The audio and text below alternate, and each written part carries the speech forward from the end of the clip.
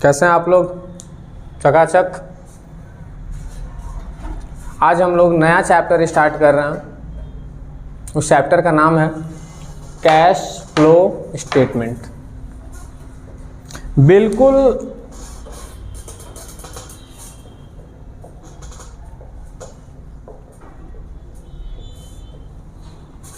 दिख रहा होगा, बिल्कुल झोल झाल, लोड ही नहीं लेना है एकदम। बहुत ही सिंपल चैप्टर है और अभी एग्ज़ाम भी आने वाला है आप लोग का, तो इसको क्लियर कर लेते हैं। सबसे पहले तो हमको जानना पड़ेगा कैश फ्लो स्टेटमेंट है क्या। एक एक करके जानते हैं, एक एक टॉपिक उठाते हैं, उसको ख़त्म करते हैं हम लोग। सबसे पहले कैश क्या? कैश इस चैप्टर के हिसाब से कैश किसे कहेंगे हम? सर जो आपके पास है, क्या है आपके पास? वही नोट, करेंसी। सर वो तो कैश है।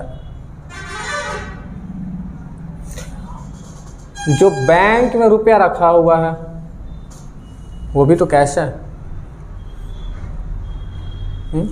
एक और जिसे हम कैश में ही इंक्लूड करेंगे, मार्केटेबल सिक्योरिटी। देखो मार्केटेबल सिक्योरिटी का मतलब जो हम लोग शेयर परचेज करते हैं या बेचते हैं, जैसे बेचे और हमको विड्रॉ करना है, विदिन 48 आवर्स हमको आ जाता है पैसा। यार अब तो 24 आवर्स है, आज ट्रेडिंग करो कल पैसा आ जाएगा। ये सबको हम, ये जितना भी है इसको हम क्या बोलेंगे? या तो कैश है या तो क्या है, कैश के जैसा है, उसी के जैसा ये काम करता है। किसके जैसा? कैश के जैसा। इसीलिए इसको हम कैश एंड कैश किस नाम से बात करेंगे? इक्विवेलेंट के नाम से। क्लियर है ये चीज? ठीक है सर, कैश तो समझ में आ गया। दूसरा फ्लो, वही बहाना नहीं सर। यहां फ्लो का मतलब है चेंज, कितना आपका चेंज हो रहा है उस चीज के बारे में। यहाँ पे नॉर्मल मान लेते हैं कि हमारे पास स्टॉक था 1 लाख का और ये हमारा स्टॉक हो गया इंक्रीज करके, हमारा ये स्टॉक मान लो हो गया 1,20,000 का। ठीक है, तो एक्चुअल में हमारा फ्लो कितना का हो रहा है? कैश 20,000 का। यही होगा। या तो फ्लो क्या होगा? फ्लो मतलब हम क्या बताया अभी आपको? चेंजेस। कितना का चेंजेस हो रहा है? 20,000 का। आगे देखेंगे क्या होगा नहीं होगा। अब आते हैं हम लोग स्टेटमेंट। स्टेटमेंट तो नॉर्मल वर्ड है हमारा, स्टेटमेंट तो कोई टेंशन है नहीं। इसका हम लोग कोशिश करते हैं फॉर्मेट देखने का कि कैश फ्लो स्टेटमेंट का एक्चुअल में फॉर्मेट क्या होता है। तो कैश फ्लो स्टेटमेंट में हमारा क्या क्या आ सकता है देखिएगा एक बार। इसका जब आप फॉर्मेट बनाओगे तो इसमें आपको 3 चीज़ मिलेगा। सबसे पहले क्या मिलेगा आपको? Cash flow from operating activity. दूसरा मिलेगा cash flow from investing activity और तीसरा होगा cash flow from financing activity.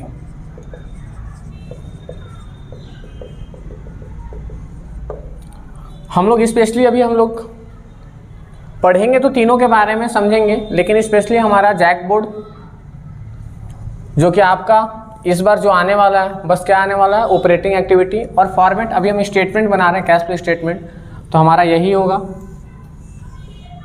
ये हमारा अमाउंट हो जाएगा, ले लो। ये हमारा पार्टिकुलर है,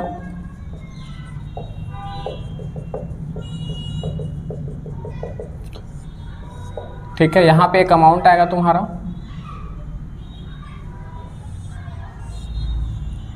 ये जो अमाउंट आता है ये कौन सा अमाउंट होता है हमारा? या तो इंक्रीज होगा या डिक्रीज होगा।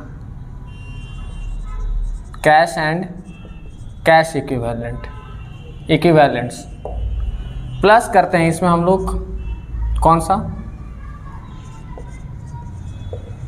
Opening cash balance.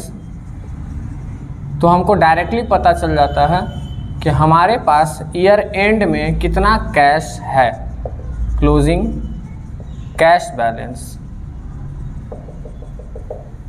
ये एक्चुअल हमारा फॉर्मेट है कैश फ्लो स्टेटमेंट का, ठीक है सर। इसमें हमको देखना क्या है, किस में क्या क्या आएगा, कैसे शो करेंगे, किसका मतलब क्या है। तो ये 3 एक्टिविटी, हमारा एक्चुअल में कितना कैश फ्लो हुआ, किस एक्टिविटी से, किस काम से हमारा हुआ, तो ये आपका टोटल बता देता है कि साल भर में आपका कितना हुआ। और हम जैसे ही साल का एंड ईयर ओपनिंग बिगनिंग का शुरू का जैसे ही इसमें हम ऐड करते हैं, हमको ये पता चल जाता है कि हमारा साल के अंत में कितना बैलेंस है। मान लो ये हमेशा दिया हुआ रहेगा, मान लो 20 है, हमारा 50 है ओपनिंग और क्लोजिंग। तो यहाँ पे हमारा ओवरऑल इस बार हमारा कितना कैश फ्लो हुआ, तो 30। जैसे ही इसको ऐड करेंगे हमको क्या पता चल जाता है, क्लोजिंग पता चल जाता है। कैश फ्लो स्टेटमेंट हमें हमेशा, सर इसमें और क्या आएगा, तो नाम से ही समझ में आ रहा ना कि कैश ट्रांजेक्शन होना चाहिए। मतलब इसमें हमको क्या नहीं दिखाना है, कौन सा ट्रांजेक्शन को शो नहीं करना है, तो क्रेडिट ट्रांजेक्शन को शो नहीं करना है, क्योंकि हम सर कैश का बात कर रहे हैं। आइए सबसे पहले हम लोग स्टार्ट करते हैं अब cash flow from operating activity. पहले तीनों को समझने का कोशिश करते हैं। 3 वर्ड है, तीनों के बारे में ध्यान से देखिएगा। ऑपरेटिंग, इन्वेस्टिंग और कौन सा, फाइनेंसिंग। क्लियर है, ऑपरेटिंग, इन्वेस्टिंग और फाइनेंसिंग। अच्छा, ऑपरेट मतलब आपको नहीं पता है सर? ऑपरेट मतलब होता है चलाना, ऑपरेट करना बिजनेस को। किसको? बिजनेस को ऑपरेट करना। इन्वेस्टिंग मतलब एक्चुअल में होता क्या है? निवेश करना। और फाइनेंसिंग मतलब फंड रेज करना। नॉर्मल हम लोग वर्ड भी यूज करते हैं कि अगर हमको बाइक को लेना है तो हम लोग बोल देते हैं कि चलो ना फाइनेंस करवा लो। वो क्या करता है तुमको? वो तुमको लोन देता है, यही ना। 4 व्हीलर लेना है, हम लोग चल बोलते हैं चलिए फाइनेंस करवा लेते हैं कोई बैंक से या कोई प्राइवेट फाइनेंस से। उसका काम क्या होता है? वो करता क्या, आपको उतना लोन, आपका उतना पैसा प्रोवाइड कर देता है, उतना फंड आपको जुगाड़ करके दे देता है ताकि आप अपना काम कर सकें। वैसे यहाँ भी है, बिजनेस को अगर हमको चलाना है तो उसके लिए हमको फंड रेज करना होगा। उसके लिए बहुत ऑप्शन है सर। बिजनेस को अगर कंटिन्यू करना है, ऑपरेट करना है, तो सबसे पहला जो जरूरत पड़ता है हमें चलाने के लिए, स्टार्ट के लिए हम बात नहीं कर रहे हैं, किसका जरूरत पड़ेगा? वर्किंग कैपिटल का। और वर्किंग कैपिटल क्या होता है? काम करने के लिए जो आपको पैसा चाहिए वो वर्किंग कैपिटल। तो वर्किंग कैपिटल का फॉर्मूला भी आपको पता होना चाहिए। Working capital is equal to current assets minus current liability. तो एक बात तो कंफर्म हो गया क्या, कि जो करेंट एसेट्स और करेंट लायबिलिटी है वो कहाँ पे आएगा? ऑपरेटिंग में आएगा। अच्छा, फिर इन्वेस्टिंग। तो इन्वेस्टिंग में हमको दिख रहा है कि हमको इन्वेस्टमेंट करना है। तो इन्वेस्टमेंट मतलब क्या? जिससे कि हमको प्रॉफिट हम अर्न कर सकें। और प्रॉफिट हम किससे अर्न करते हैं? जब हम लोग कहाँ यूज़ करते हैं, इन्वेस्ट कहाँ करते हैं? Non current assets. आप बोल सकते हो अपने लैंग्वेज में कौन सा एसेट्स? Fixed assets. फाइनेंसिंग में हम लिखा हुआ है फंड रेज करना। कहाँ से हो सकता है सर? बहुत ऑप्शन है ना। या तो क्या कर ले आप, शेयर इशू कर ले, या तो आप क्या कर दें, इशू ऑफ डिवेंचर। उसके बाद हमारा हो सकता है हम बैंक से क्या ले लें, लोन ले लें, bank loan, long term loan होना चाहिए। तो ये तीनों का तीनों हमारा कहाँ पे आएगा? फाइनेंसिंग में आएगा। मतलब सर फाइनेंसिंग में क्या क्या आएगा? तो आइए, और इन्वेस्टिंग क्या क्या, एक बिल्कुल शॉर्टकट तरीके से हम लोग सीख लेते हैं सब चीज़, ताकि आपको एग्ज़ाम टाइम याद रहे। वैसे एग्जाम में फिलहाल 2021 में तो ये और ये नहीं आने वाला है, आपका बस ऑपरेटिंग आएगा, तो ऑपरेटिंग पे ज़्यादा फोकस कीजिएगा। लेकिन ऑपरेटिंग को समझने के लिए हमको इन्वेस्टिंग और फाइनेंसिंग समझना होगा। यहाँ पे आपका इन्वेस्टिंग में और ऑपरेटिंग में और फाइनेंसिंग में देखिएगा,